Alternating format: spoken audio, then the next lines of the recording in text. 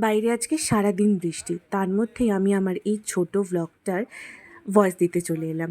Video শুরুতেই তোমরা দেখতে পাচ্ছ যে দুটো পিৎজা ব্রেড আর এইদিকে মাংসটাকে ম্যারিনেট করবার জন্য সামান্য কিছু মশলা দিয়ে রেখেছিলাম।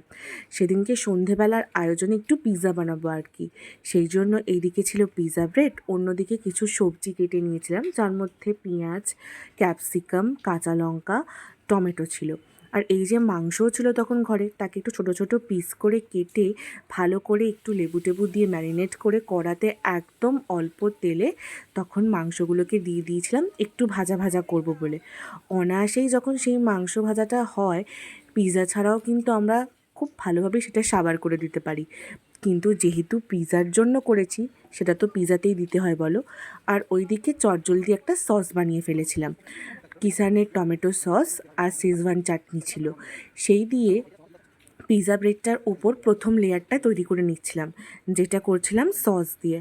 ভালো করে তাই চামচে দিয়ে সসটাকে মাখিয়ে নিচ্ছিলাম, তার ওপর দিয়ে দিচ্ছিলাম এই যে সামান্য পেঁয়াজ কুচিটা সুন্দরভাবে ভালোভাবে সব সাইডে যাতে থাকে সেই জন্য ছড়িয়ে ছড়িয়ে দিচ্ছিলাম আর কি। তারপর দিয়ে দিচ্ছিলাম হচ্ছে এই যে টমেটো কুচি আর ক্যাপসিকাম কুচিটা দেওয়ার পর ওই যে বললাম সুন্দর করে মাংসটাকে নাড়িয়ে রেখেছিলাম সেটা দিয়ে ভালো করে এই যে দেখো চিজ ভালোভাবে গ্রাইন্ড করে ওপর দিয়ে দিচ্ছিলাম। দেখতেই তো কি দারুণ লাগছে। আর ওইদিকে শুকনো লঙ্কা তখন আমি শুকনো খোলায় নেড়ে গুঁড়ো করে রেখেছিলাম, যেহেতু আমাদের কাছে তখন চিলি ফ্লেক্স ছিল না সেই জন্য। আর যথারীতি সেটাকে তখন কড়াই একটু বাটার দিয়ে ভালোভাবে দম দিতে বসিয়ে দিয়েছিলাম, অর্থাৎ চাপা দিতে। এই যে পিৎজা রেডি। আশা করছি ব্লগটা ভালো লাগবে। টাটা।